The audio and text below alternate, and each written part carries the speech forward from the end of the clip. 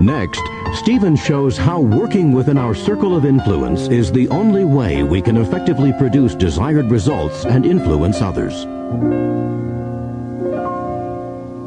One final point that, in a sense, summarizes it all and tells us where to start. I want you to envision in your mind two circles. The inner circle is called the circle of influence, and the outer circle is called the circle of concern.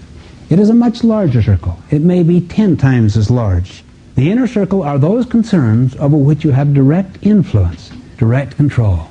If you think through all 7 habits, you'll come to realize there's only one place to go to work, and that's where? The inner circle of influence, things over which you have direct control. Because the nature of that energy is proactive. It's value-driven. It's positive. And positive energy energizes things, lifts things, enlarges them, magnifies them, and the inner circle gets larger and larger and larger. Just last night, I read the story of an individual who did this, and in a matter of 1 year, had 5 advancements, simply by trying to anticipate what is it I can work on, and go to work on that with real energy and fervor and excitement. I had another friend who worked for a very dictatorial leader whose style alienated everybody, and everyone would stand in the executive corridors and badmouth him and validate each other. But this man was highly proactive and value-driven, and he anticipated needs. And he would not only be a good golfer, as the president wanted, he would go the second mile. He would do more than what was necessary. He would read the president's need, diagnose the problem, give his recommendations based upon it, and make the material so the president could use it for his own presentations. One day the president said, "Stephen, I am totally amazed at this man. I have such confidence within him. Look what he has done." Next meetings, he'd treat everyone like a gopher. Gopher, gopher, go for this, go for this, go for this.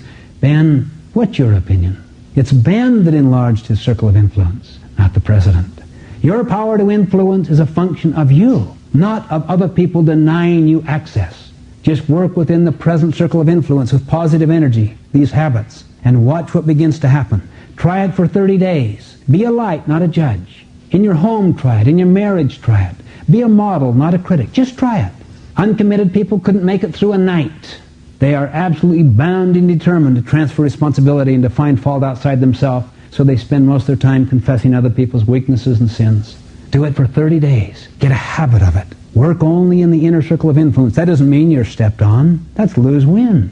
You may be very courageous in your confronting. You may have to do a great deal of empathy before you make that presentation, that courageous presentation. But go to work on it. See what begins to happen. I'll guarantee it will revolutionize relationships for good. On the other hand, if you give your energies to the outer circle of concern, you'll find the inner circle will wither. Why? Because you're neglecting it. And the nature of the energies of focusing on things out there, outside your circle of influence, is negative. Negative energy shrivels and withers the things it neglects. Remember this, if you ever think the problem is out there, that very thought is the problem. If you ever think that the problem is with somebody else or with a circumstance, that very thought process is the problem. The significant problems we face cannot be solved with that kind of thinking, at the same level of thinking we were at when we created them. Emotionally accept you can go to work inside the inner circle of influence in many ways that are outside your own present job.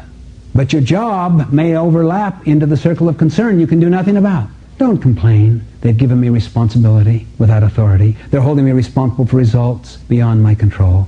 Just work in the areas you know you can help other people be facilitated. We all know ways we can frustrate people's work if we have the mind to. We also know creative ways we can facilitate other people's work if we have the mind to. Do it for 30 days. Test it for yourself to see if you don't feel a new excitement. It'll put you through your proactive muscle development, I'll guarantee you. It'll cause you to think about your mission and to execute around that mission. It'll cause you to spend time in quadrant 2. And you'll need to use habits 4, 5, and 6 if you're going to be effective with other people. Remember this, if you ever make a presentation, describe the other person's point of view better than he or she can